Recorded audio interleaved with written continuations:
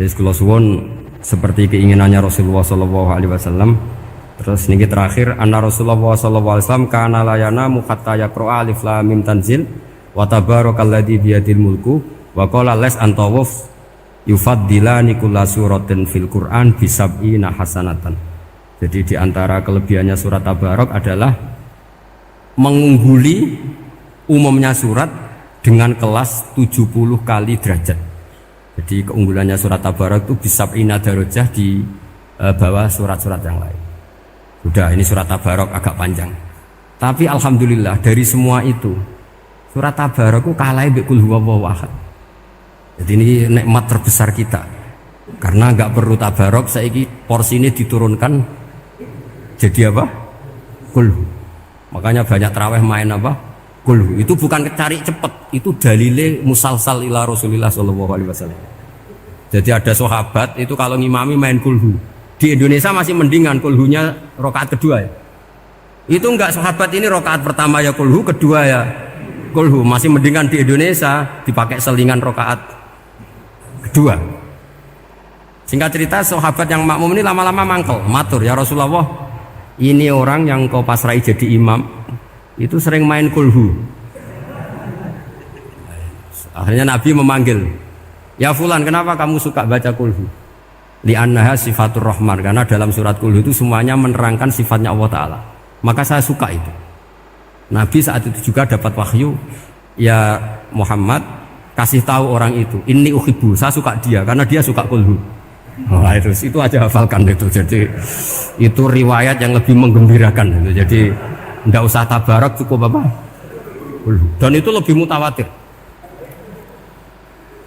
Makanya dalam legenda dunia kiai itu kan ini ada cucunya Sayyidina Ali. Tuh, siapa yang bisa khatam Quran sekian menit, yang menang Sayyidina Ali ya, karena baca kulhu sampai 3 kali, yang dianggap takdilul Quran, sudah sama dengan baca Quran.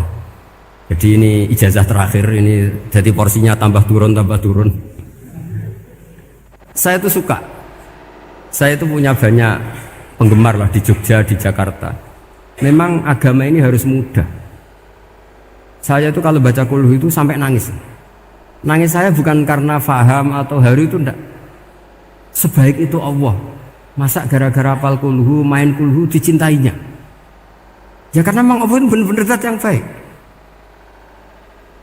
Makanya saya punya teman itu kurang ajarnya Masya Allah. Kalau tes ditanya rukun Islam berapa, nawakidul wudhu berapa, muftitatus sholat berapa, semuanya dijawab la ilaha illallah. Terakhir ditulis kafir Pak, sama nyalahno iki. Nyalahno la ilaha illallah kafir apa ndak? Gurune bingung kan akhir.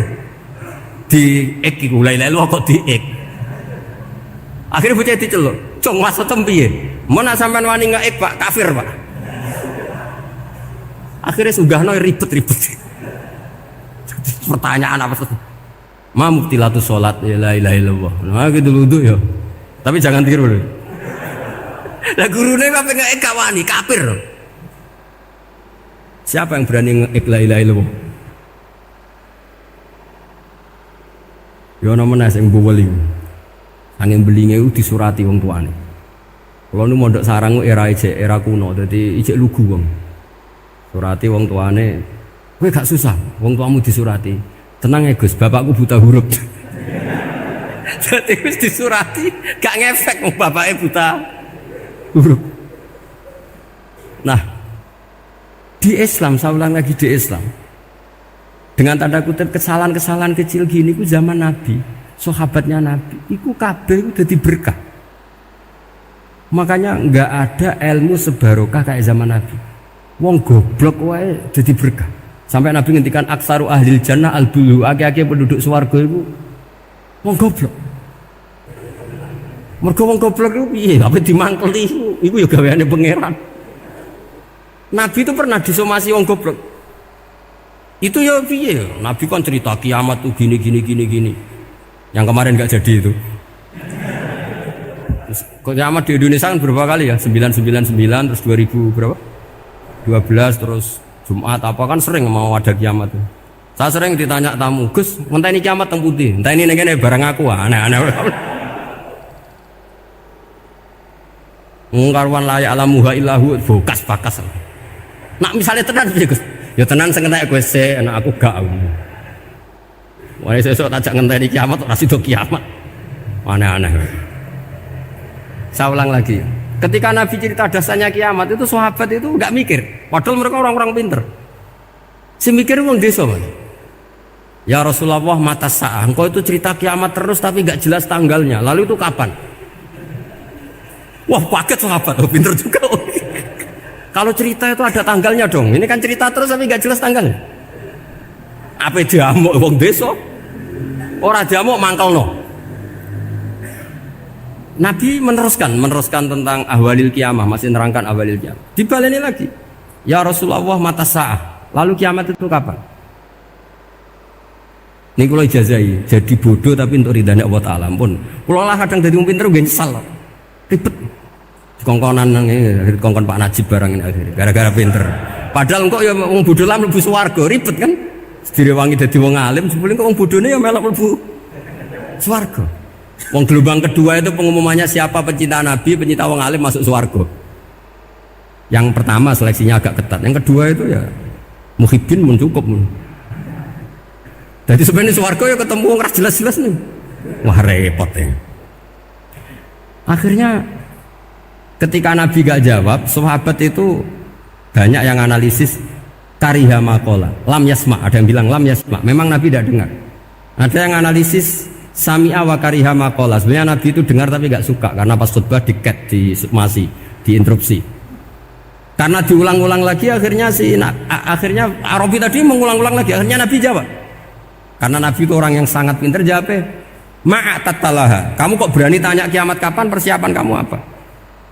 Fawawahi ma'atatulaha kabiro sholatin wala siyamin wala kada wa kada walakin uhibbuka. Cek menang ya pede. Apa Nabi tanya persiapan saya? Oh kalau sholat saya biasa kok bangga. Wes wong desa biasa kok. Fawawahi ma'atatulaha kabiro sholatin, saya sholatnya biasa, puasa biasa. Maksudnya wajib-wajib tok lah, ndak aneh-aneh. Tapi walakin uhibbuka, tapi saya ini mencintai engkau. Apa jawabannya Nabi? Almar'u ma'aman ahabba. Dan itu melegenda seluruh dunia, baru kayak Bedui. Jadi semua orang yang hafal hadis almar'u ma'aman ahabba atau anta ma'aman ahbabta itu barokatuh hadal badui, karena berkahnya orang Bedui. Dan hadis itu mutawatir karena dikatakan Nabi ketika khutbah orangnya banyak yang hadir banyak. Barokahnya orang Bedui, gak disopan santun. Mukjizatnya Nabi seringnya gara-gara orang Bedui. Nabi khutbah, wis khutbah cerita akhirat, cerita kebaikan. Ya Rasulullah, khutbah mohon bakas akhirat kebaikan. Sekarang itu tidak ada hujan, halakatil amwal. Sekarang harta hilang semua. Hewan-hewan sudah mau mati semua karena apa? Kekeringan. Mohon jenengan rasa bakas niku, pun jaluk udan mawon. Nabi langsung Allahumma, wah langsung udan tuwres.